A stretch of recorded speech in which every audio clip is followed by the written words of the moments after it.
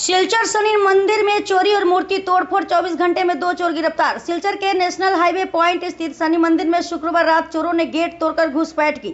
उन्होंने मूर्ति के दोनों हाथ तोड़ दिए और सोने चांदी के आभूषण समेत कीमती सामान लूट लिया। मामले की शिकायत मिलते ही कछार पुलिस ने त्वरित कार्रवाई कर 24 घंटे के भीतर 2 कुख्यात चोर अनिक दास और पल्लव दास को गिरफ्तार कर लिया। चोरी गया सोना चांदी भी बरामद हुआ। एसपी नुमाल महातो ने कहा कि मामले में शामिल अन्य लोगों को भी जल्द पकड़कर सख्त सजा दिलाई जाएगी। स्थानीय लोगों ने पुलिस की तत्परता की सराहना की। যোৱাকালি আৰ্লি মৰ্নিং ৰাতিপুৱা ইয়াতে শিলচৰ থানাৰ অন্তৰ্গত আৰু ৰাঙিখাৰী আউটপোষ্টৰ অন্তৰ্গত নেশ্যনেল হাইৱে এটা চুৰি ঘটনা সংঘটিত হৈছিলে আৰু শ্ৰী শ্ৰী শনিদেৱ মন্দিৰৰ পৰা আ অলংকাৰ চুৰি দুষ্কৃতিকাৰীয়ে বা চোৰে চুৰ কৰি লৈ গৈছিলে।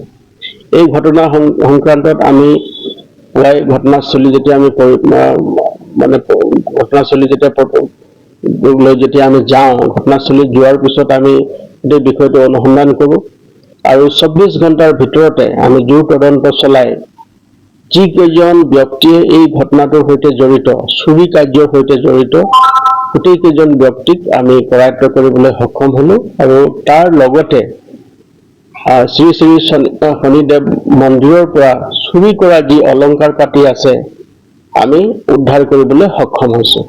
আৰু এই সংক্ৰান্তে আমি ইতিমধ্যে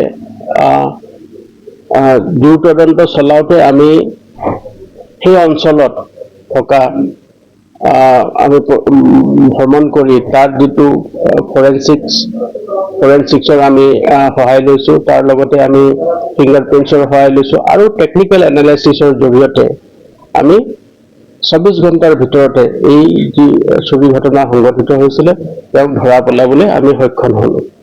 আৰু যিজন মূল অভিযুক্ত ব্যক্তিৰ যি এই ঘটনা সংঘটিত কৰিলে আৰু চুৰি কাৰ্য সম্পাদিত কৰিলে তেওঁৰ নাম হ'ল অনিক দাস।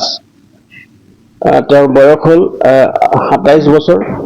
তেওঁৰ পিতৃ নাম হ'ল অজিত দাস। তেওঁৰ ঘৰ হ'ল চলতা বস্তি, PH টিলা, অসম ইউনিভাৰ্চিটি, দুৱাৰবন। কিছুদিনৰ আগতে প্ৰায় 15 দিনৰ আগতে এই ব্যক্তিজন জেলত আছিলে আৰু জেলৰ পৰা 15 দিন আগতে তেওঁ ওলাইছে। আন এক দুৱাৰবন্দৰ থানাৰ আন এক অপৰাধমূলক ঘটনাত জড়িত হৈ আছিলে, গতিকে তেওঁ এৰেষ্ট হৈছিলে আৰু জেলৰ পৰা ওলাই আহিয়ে তেওঁ এই ঘটনা সংঘটিত কৰিলে। আৰু তেওঁৰ লগত সহযোগ কৰা, যিহেতুকে তেওঁ সোণৰ অলংকাৰ আৰু ৰূপৰ অলংকাৰ চুৰি কৰি লৈ গৈ তেওঁ আন এজন সহযোগীৰ সৈতে সেই বিক্ৰী কৰিছিলে। তেওঁৰ নাম হ'ল পল্লৱ দাস, বয়স 26 বছৰ। তেওঁৰ দেউতাকৰ নাম হ'ল Tapan Das, Silkuri camp 7 number camp, Gungur. তেওঁকো আমি নিশাৰ ভিতৰতে ধৰিবলৈ সক্ষম হ'লোঁ আৰু তাৰ লগতে এজন জুৱেলাৰী দোকানৰ এজন মালিক আছে, য'ত তেওঁলোকে বিক্ৰী কৰিছিলে, তেখেতকো আমি কৰায়ত্ব কৰিছোঁ আৰু তেখেতকো আমি সোধপোছ কৰি আছোঁ। আৰু গোটেই ঘটনাৰ সংক্ৰান্তত আমি এটা সোণৰ চেইন আৰু শ্ৰী শ্ৰী শনিদেৱৰ চকুৰ মণিত থকা সোণ, সেই সোণ আমি উদ্ধাৰ কৰিছোঁ।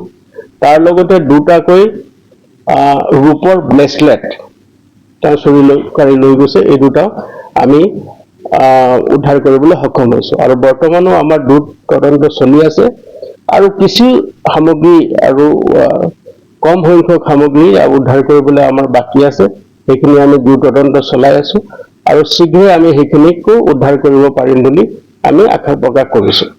আৰু এই সংক্ৰান্তে যি চুৰি কাৰ্য সংগঠিত হৈ আছে তাৰ কাৰণে আমি মহানগৰখনত, শিলচৰ মহানগৰখনত আমি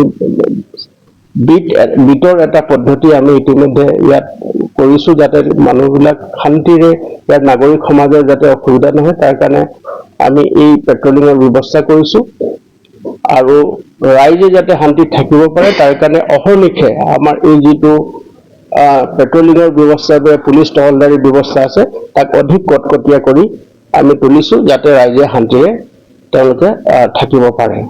গতিকে এই ঘটনাটো আমি এইটোকে আপোনাক ক'ব পাৰোঁ যে 24 ঘণ্টাৰ ভিতৰতে সংঘটিত হোৱা ঘটনাটো আমি ধৰা পেলাবলৈ সক্ষম হ'লোঁ আৰু ইয়াৰ লগত জড়িত থকা দুজন ব্যক্তিক ইতিমধ্যে উদ্ধাৰ কৰিলো আৰু যিখিনি সামগ্ৰী তেওঁলোকে চুৰি কৰি লৈ গৈছিলে সেইখিনিও আনি উদ্ধাৰ কৰিবলৈ সক্ষম হলো।